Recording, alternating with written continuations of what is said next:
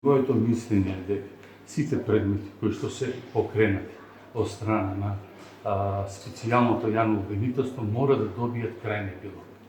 Значи мора да има судска завршница, се разбира дека предметите кои што веќе се во судска постапка, судовите ќе си ги завршат.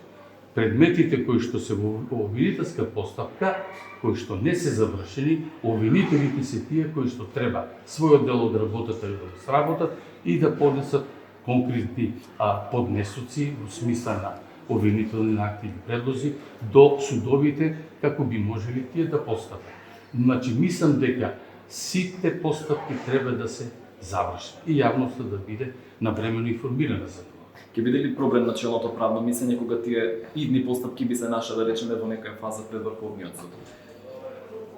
Па ја не би сакал да ги прejudicирам работите, меѓутоа факт е дека тие предмети ќе ги преземе редовното обвинителство. Така да мислам дека на некој начин начелниот став на Врховниот суд ќе биде депласиран.